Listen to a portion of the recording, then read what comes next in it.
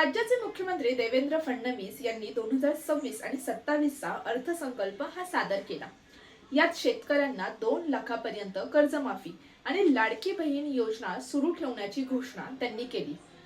सत्ताधाऱ्यांनी कौतुक केले तरी संजय राऊत यांनी यात ठेकेदारांसाठी तयार केलेला अर्थसंकल्प म्हणत जोरदार टीका केली आहे। शेतकऱ्यांच्या खऱ्या गरजांकडे दुर्लक्ष झाल्याचा आरोप देखील यावेळी संजय राऊत यांनी केला आहे।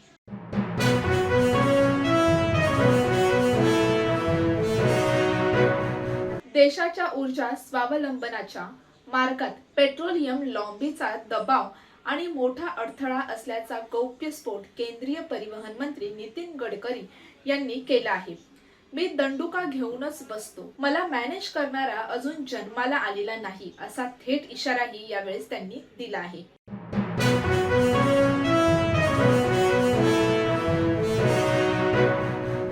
इस्रायल संघर्षाचे पडसाद आता भारतातही उमटू लागले असून त्याचा थेट परिणाम एलपीजी पुरवठ्यावर होताना दिसत आहे। केंद्र सरकारने खबरदारीचा उपाय म्हणून व्यावसायिक वापरासाठीच्या एलपीजी सिलेंडरचा पुरवठा तात्पुरता थांबवण्याचा निर्णय घेतल्याची माहिती समोर आली आहे।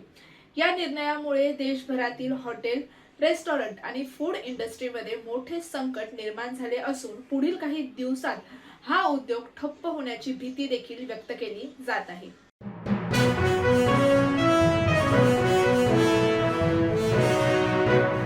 राज्याचे दिवंगत उपमुख्यमंत्री अजित पवार यांच्या निधनामुळे रिक्त झालेल्या बारामती विधानसभेच्या जागेवर लवकरच पोटनिवडणूक होणार आहे। निवडणूक आयोगाकडून महाराष्ट्रातील 2 विधानसभा पोटनिवडणुकीची घोषणा पुढील आठवड्यात होण्याची दाट शक्यता देखील आहे। 5 राज्यांच्या विधानसभा निवडणुकीसोबतच दोन्ही जागांच्या निवडणुकीची घोषणा होऊ शकते असा अंदाज देखील वर्तवण्यात आला आहे।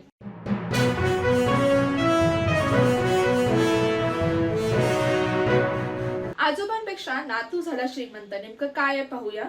6 मार्चला निवडणूक आयोगाकडे शरद पवार आणि पार्थ पवार यांनी उमेदवारी अर्ज दाखल केले। यावेळी नियमाप्रमाणे या दोघांनीही आपल्या संपत्तीचा तपशील असलेले प्रतिज्ञापत्र निवडणूक आयोगाकडे सादर केले। या प्रतिज्ञापत्रावर जर आपण नजर टाकली तर राष्ट्रवादी काँग्रेसचे पार्थ पवार हे त्यांचे आजोबा शरद पवार यांच्यापेक्षा श्रीमंत असल्याचे दिसून येत आहे। शरद पवार आणि त्यांच्या पत्नी प्रतिभा पवार यांच्या नावे एकूण 60 कोटी 71 लाख रुपयांची मालमत्ता आहे, तर पार्थ पवार यांच्या नावे एकूण 88 कोटी 33 लाख रुपयांची मालमत्ता असल्याचे समोर आले आहे।